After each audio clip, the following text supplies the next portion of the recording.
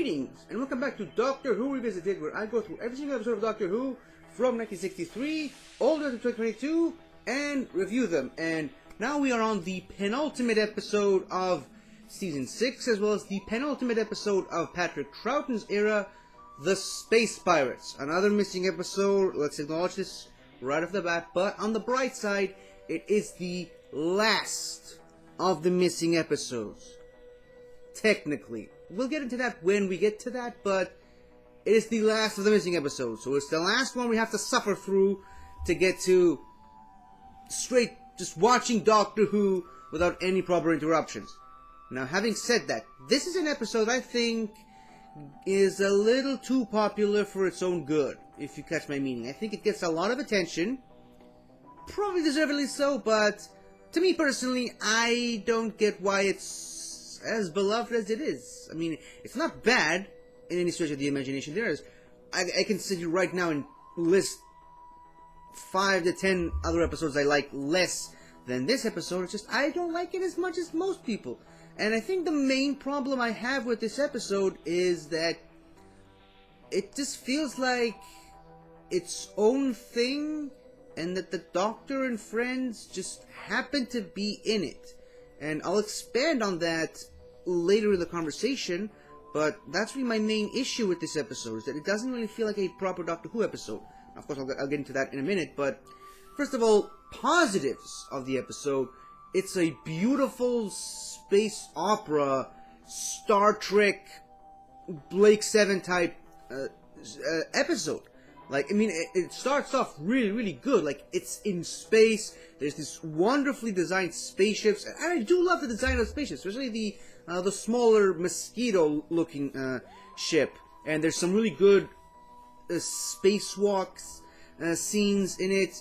This episode is really well thought out. And it's only fitting that it's, I mean, it's a Robert Holmes episode, so you know you're in for something good when you're going into an episode like that. But it's like I said, I think it's an episode that it's probably the episode that took the most from Star Trek, especially the classic series Star Trek at the time. But that brings me back to my problem with it. It feels like a Star Trek episode that they just shoehorned the Doctor, Zoe, and Jamie into it, and it's kind of a problem. I think the plot is very much a Star Trek-y plot, which sometimes I'm good with, sometimes I'm not. I'm very mixed on a lot of Star Trek stuff. I still enjoy Star Trek, not as much as Doctor Who or Star Wars, obviously, but I still do enjoy Star Trek. It's just, I have this weird love-hate relationship with some Star Trek stories, and it's a persisting problem for me still to this day. But enough of the Star Trek stuff. The acting, I think, is good, even though most of it we don't really get to see because it's missing. We only get the one episode that they managed to salvage as many clips as they possibly could to help use in the recreation of the episodes, the rest of the episodes, I should say. And we'll also have all the clips of the spaceships. Thankfully, that survived, or rather, is easily recreatable. The clips of the spaceships, I think, look really good, and I think the concepts introduced in the episode are really good, with the whole stations that when the pirates blow them up, they all stay in these identical 6 segments that float through magnetism, and if you reverse the polarity or something on one of these segments, you could throw one of them off course or magnetize them towards each other. I like that when the Doctor tried to do that.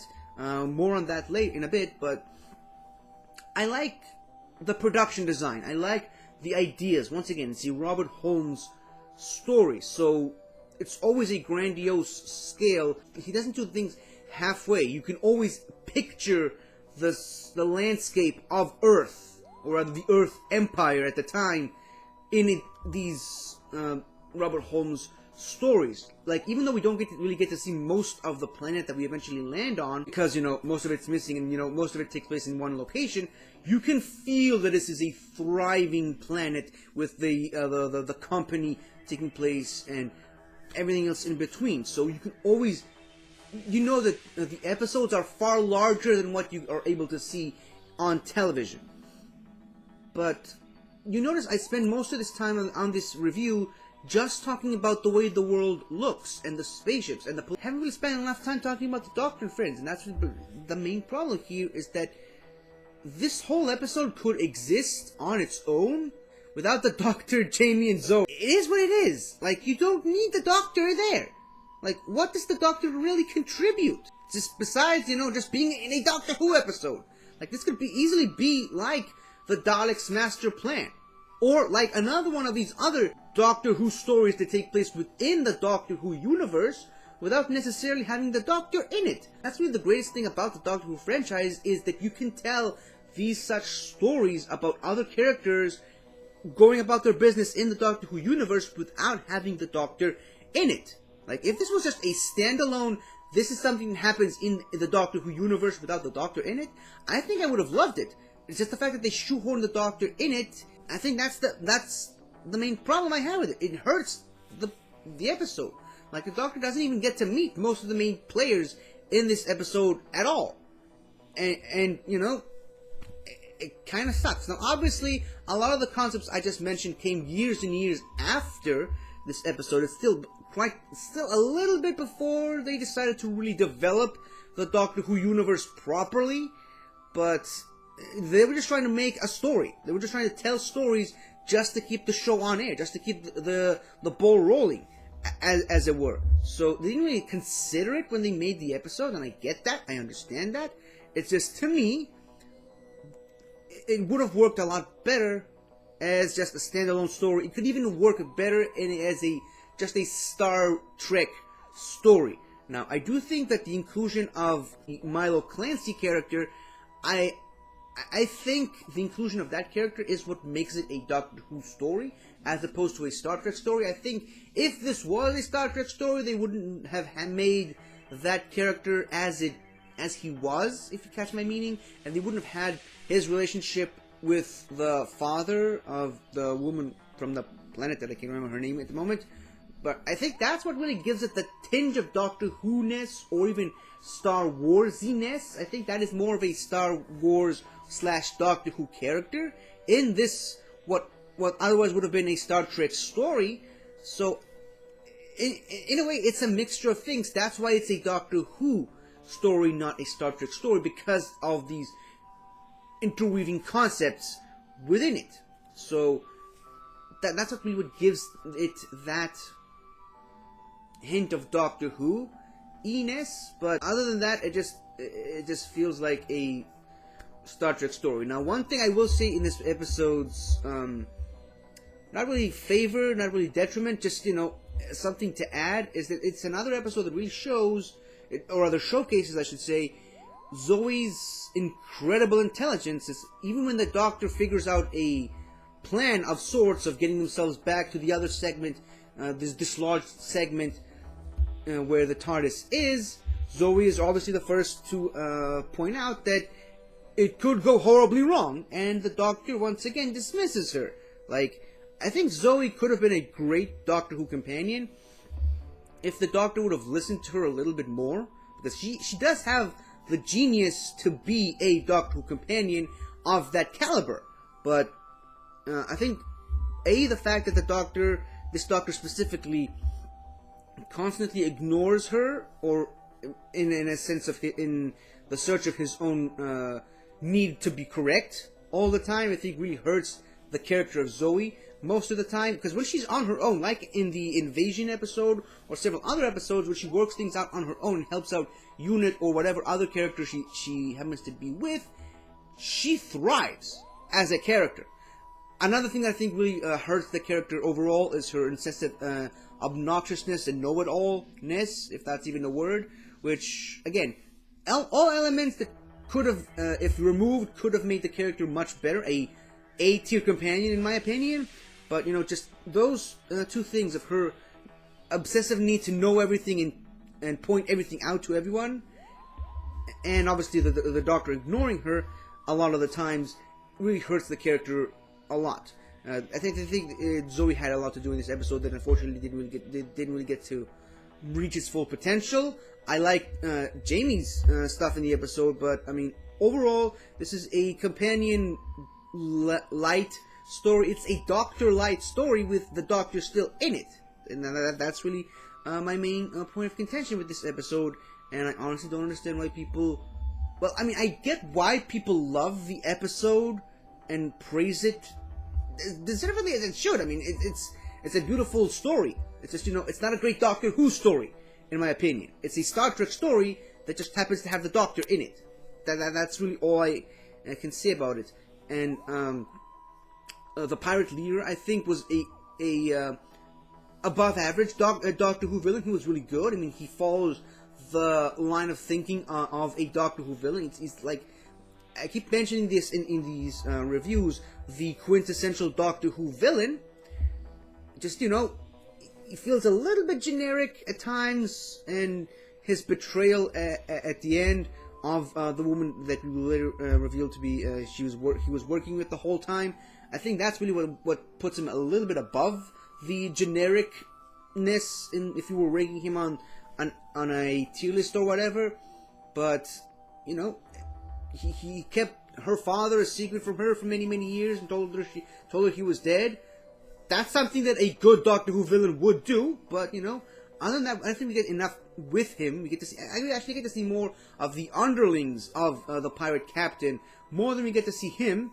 And it kind of hurts him as a character. I think it would be helped if he was more developed. And honestly, it's one of those episodes I don't understand why they made it a 6-parter. They could just as easily have made it a 4-parter. There was a lot of unnecessary fluff on this episode. And a lot of it is kind of understandable. Space travel does take time, contrary to popular belief. So I guess that's why, because they spend a lot of time traveling across different points of the galaxy, from one point to the other, and they really spent a lot of time surfing the web, as it were, sending ships to investigate without actually doing much. Once you actually get to some of the action, which of course we don't see it because it's missing, but once you actually get to the action, it kind of ramps up the interests for me. But there's too much time spent on just going from one place to another without anything really much happening all throughout the episode, which kind of sucks. It makes the serial itself longer, which I really don't think was necessary. They didn't need to make this serial a 6-part serial, but that's the serial we ended up getting, and it is what it is. What can I tell you? So these are my thoughts on the Space Pirates. I really hope you understood my points in where I'm coming from with this. But yeah, that's all I got to say for now. So thank you for watching. If you have, let me know what you think about this story. And yeah, the Space Pirates, the penultimate episode, and thankfully the final missing episode. And again, this is another one. I'm sorry I keep harping on this, but the fact that it's a missing episode also really hurts it a lot, because there's a lot of things happening in each missing part. And if you know anything about missing episodes, if you have seen the Loose Canyon recreations, it's just a static image and some dialogue at the bottom explaining what happens. So there's some reading that you have to do in this episode, and rather in these missing episodes. And there's a lot of reading in this episode. Like, again, this is a Robert Holmes story. It's incredibly detailed and meticulous, and he knows what he's doing when he's writing these episodes. He does not write these episodes to be missing episodes, if you catch my meaning. There's a lot of things that you need to pay close attention to, and a lot of it is in the scrolling dialogue at the bottom. So you really have to pause the episode multiple times just to get everything that's happening on screen, because you can't see it because it's missing. So yeah, this episode really makes you work for it. Maybe that's why people love it so much. I mean, because it's incredibly detailed. But there's a lot of reading, and when I'm watching a Doctor Who, I much rather watch the episode as opposed to reading it. Like when I want to read Doctor Who, I read a comic book or a novel or whatever. So like I said, it is what it is. It's a product of its time. The fact that it's missing, obviously, but yeah. Thankfully, we're at the last of the missing episodes, and from now on we get to actually finally watch Doctor Who episodes and not read them anymore. And that is all I have to say on the Space Pirates. So now we're on to the final episode of Patrick Troughton Era, the War Games, and I cannot wait to talk about that one. So let me know what you thought about this episode in the comments below, and I will see you some other time. Goodbye.